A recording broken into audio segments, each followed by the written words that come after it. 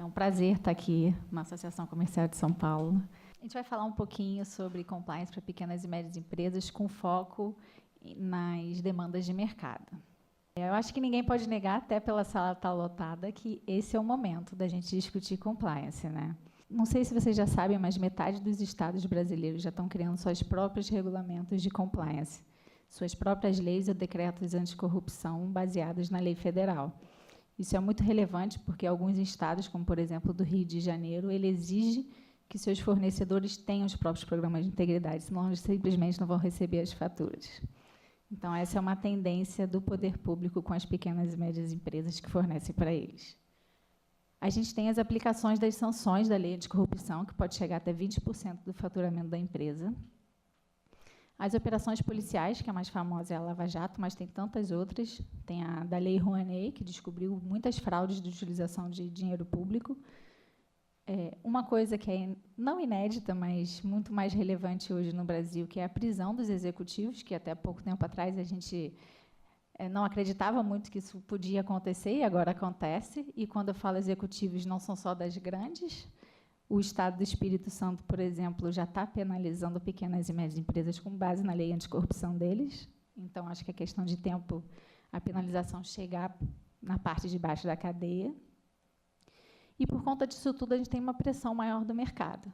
As grandes empresas preocupadas com todos esses fatores de risco passam essa análise de risco para os pequenos e médios que fornecem para eles. Então, essa pressão vai chegar no pequenos e médios empresários. Se vocês não estão sentindo ainda, provavelmente vocês vão sentir. E, por fim, a população começa a valorizar mais a ética, né? A gente começa a acreditar que esse propósito de atuar no mundo corporativo com ética não está só no papel, que ele realmente começou a dar resultado. Então, assim, a gente viu que compliance, hoje em dia, não é só anticorrupção.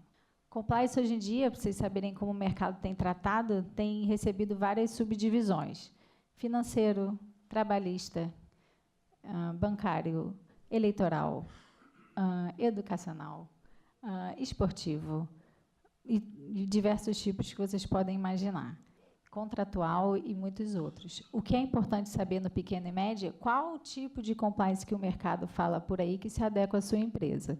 Claro, se você lida com o poder público, participa de licitações, você vai tratar do compliance de uma forma. Se você não trata com o poder público e você tem muitos funcionários, você pode tratar mais do trabalhista. Então, é tudo uma questão de adequação. A gente costuma dizer que compliance para pequena e média é mais fácil do que compliance para grande. Mas, na vida real, eu sei que os pequenos e médios, em regra, tem uma administração familiar, tem pouca gente e muito trabalho, enquanto a grande tem mais gente e mais departamentos, orçamento. A pequena mal tem tempo de se planejar. Eu costumo falar com meus clientes que a impressão que eu tenho é que vocês, pequenos e médios empresários, vocês sentam na mesa de vocês todo dia com o extintor de incêndio ao lado, né? Então, você senta agora, eu vou planejar o próximo ano. Enquanto a grande planeja os próximos 10 anos, você tenta planejar o próximo ano com extintor de incêndio, porque passa 5 minutos, bate alguém na sua porta com problema. Então, você acende, liga o motor da espuma. Chega, você começa a planejar de novo, vem outro problema. Então, eu sei que a vida é tão difícil programar alguma coisa na realidade do pequeno e médio empresário brasileiro. Mas a realidade é que o poder público está criando departamentos para fiscalização, principalmente da lei anticorrupção e de exigência de programa de integridade das pequenas e médias empresas. De todas, na verdade, mas a gente está falando aqui para a pequena e média que fornece para o poder público. As grandes empresas, algumas estão triplicando o tamanho do departamento de compliance. E o mais importante disso que eu queria passar para vocês é que as grandes empresas estão cada vez dando mais poder para o departamento de compliance, principalmente poder de veto. Então, aquele jeitinho, sempre foi assim, sempre me relacionei assim, ele é meu parceiro, essa história de ele é meu parceiro e, por conta disso, eu vou deixar passar algumas coisas, está perdendo espaço. O compliance está vetando fornecedores, por mais que ele seja fornecedor há muitos e muitos anos, por ele não seguir as regras de políticas internas da empresa. Isso é fato. Tem departamento de compliance grande que confere nota por nota. Nesse novo mercado de compliance que a gente está falando, eu queria falar um pouquinho da inteligência artificial e da influência. nela na vida de vocês. Então, assim, a gente fala que não estar em compliance é muito mais caro do que estar. Por quê? Cada vez dá mais trabalho não seguir as regras e as políticas. Eu não estou dizendo nem as suas próprias, porque na pequena e média a gente está todo mundo perto, a gente sabe qual é a regra do dono, a gente convive lá há muito tempo, está tudo meio implícito, apesar de não estar no papel.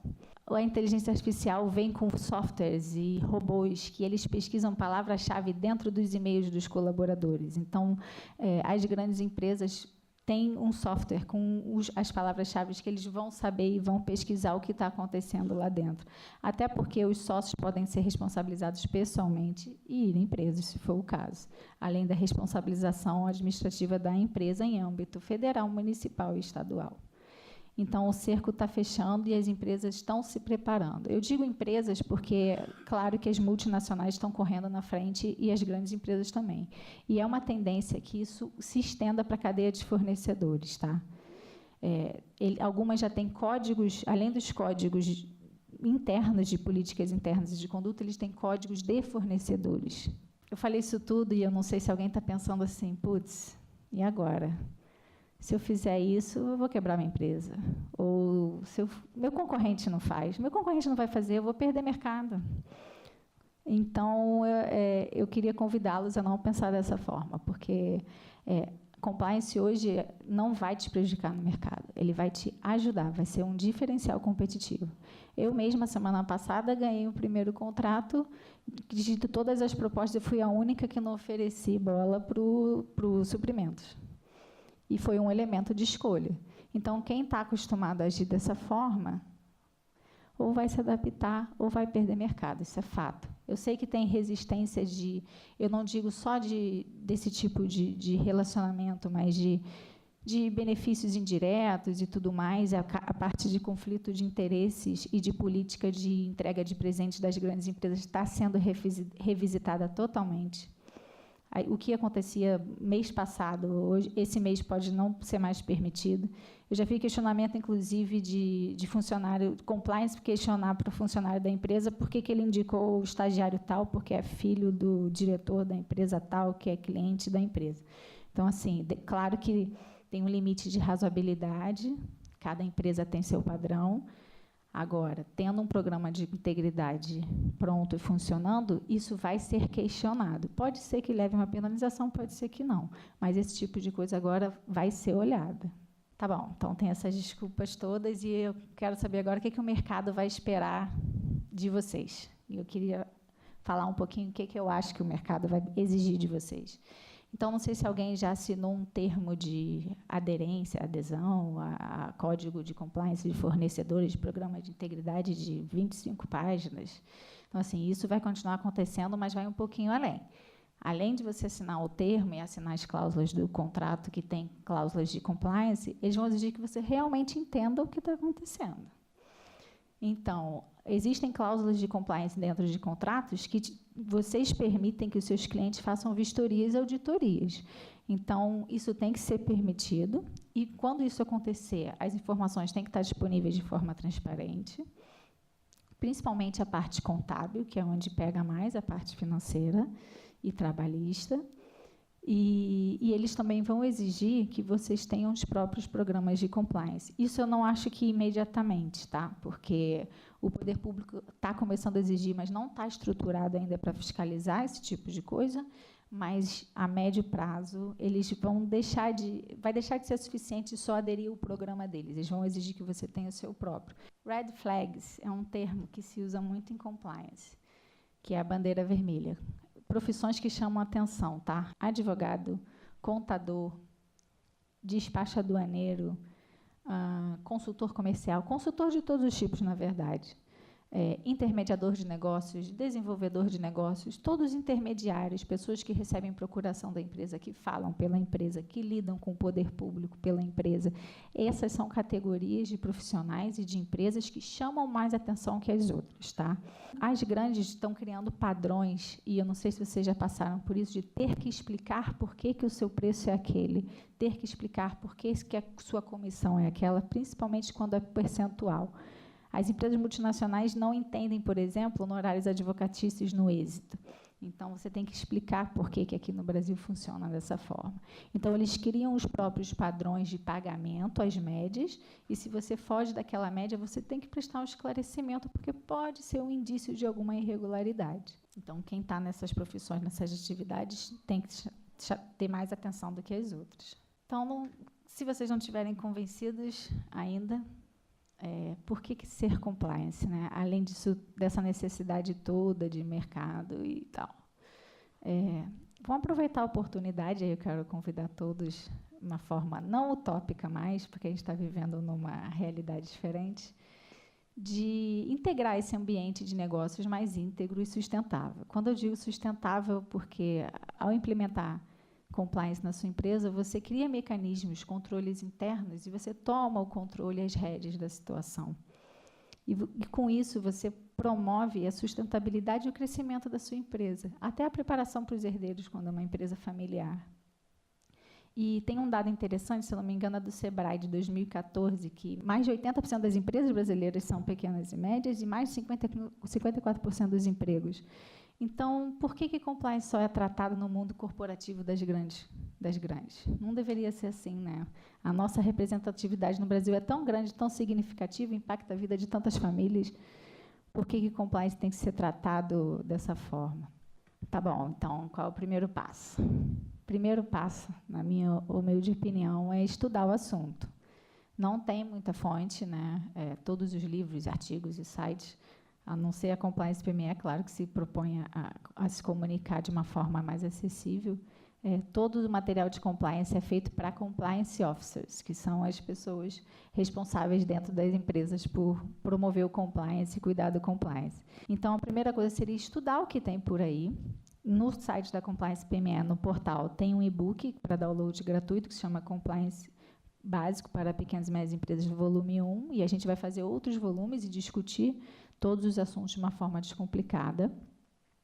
Num segundo momento, eu sugiro que, depois de estudar do assunto, vocês peguem o que vocês tenham dentro da casa de vocês, anotem, façam uma reunião com toda a equipe, toda a diretoria, ou pessoas que têm cargo de gestão, listem todos os valores da empresa, o que eu acredito, o que eu admito que aconteça, o que eu não admito que aconteça. Por mais que tenha acontecido no passado, vocês não admitem mais. E colocar isso no papel. Qual é o meu código de conduta aqui da empresa? O que eu vou permitir, o que eu não vou permitir? E aí marca um café da manhã com todo mundo, explica para a equipe, para o time, quais são as regras que agora estão no papel e faz um comunicado para o mercado, para os seus clientes. Olha, estou aderindo, eu tenho meu próprio programa de compliance. É simples, não tem problema, desde que ele seja efetivo, e essa é uma demanda que tem mais outra expressão também, que é compliance para inglês ver, que acontecia muito antes da Lava Jato, programas, códigos. Tem uma construtora grande, né? Eu acho que esse é público que eu podia falar, mas é uma dúvida. Eu vou falar que um código de compliance desse tamanho, que era um livro, e está todo mundo preso. Então, o que adianta você ter folhas e folhas e regras se não vale nada, ninguém cumpre aquilo? Então, o importante pode ser uma folha de papel frente e verso, desde que funcione, não tem problema. Faz o café da manhã, informa para o mercado que isso está sendo feito e depois se preocupa em melhorar, em criar novas soluções. Eu quero propor até um exercício aqui, que eu iria provar que basta uma caixa de papelão. É importante que possa ser anônima, porque se algumas pessoas podem ficar constrangidas de falar alguma coisa. Não precisa, pode ser um 0800, pode ser um e-mail. Importante que a informação seja tratada com respeito, seja apurada, porque senão também você gera descrédito para o canal de denúncia.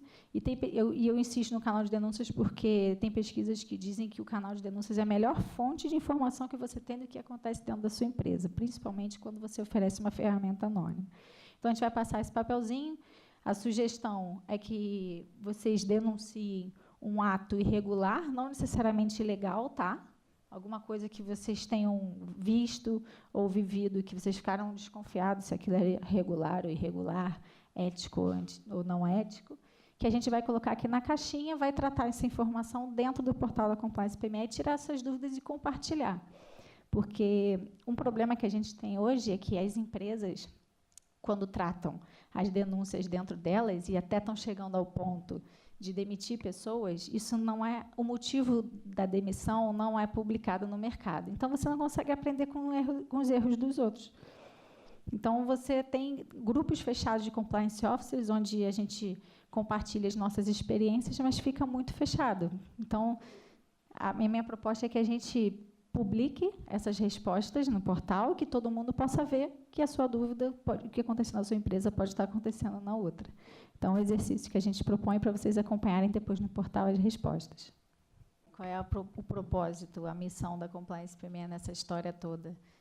A gente se viu num ambiente onde compliance era tratada só por grande empresa, a gente sentiu uma necessidade de mercado de conversar com a pequena e média e trazer esse conteúdo de uma forma acessível. Então, hoje a gente disponibiliza conteúdo escrito por pessoas do Brasil inteiro, e cada vez que a gente disponibiliza, mais pessoas nos procuram querendo compartilhar seu conhecimento, o que é muito bacana. Então, a gente já recebeu e-mail do interior do Nordeste, de vários lugares. Então, quer dizer que a gente está conseguindo acessar, a gente não está só no Rio, no eixo Rio e São Paulo. E a gente vai promover uma assinatura mensal com conteúdos em vídeo, e cursos e treinamentos e tudo mais. A gente tem iniciativas em conjunto com grandes organizações para fazer palestras, treinamentos presenciais, e grandes organizações também que já estão apoiando a gente para cuidar da cadeia de fornecedores deles. Então, assim, compliance hoje está meio que na moda, né? Isso é um perigo, porque a gente tem muita certificação, tem muito consultor, tem muito escritório de advocacia fazendo, então, eu peço que todos tomem cuidado. Eu acho que, num primeiro momento, vai ter muito programa de compliance só no papel, sim, porque a gente funciona um pouco assim, né? Passou a ser exigido na licitação, passou a ser exigido pelo cliente, tem que fazer correndo para não deixar de atender, mas que haja uma preocupação de monitoramento e de que aquilo se torne cultura da empresa, né? E eu queria propor também todos que visitassem o portal, dessem um feedback se o conteúdo está sendo compreendido, porque, se não tiver, a gente está escrevendo da forma errada, e a proposta não é essa, e convidá-los todos a integrar esse ambiente, essa proposta de ambiente corporativo mais íntegro e sustentável para todos.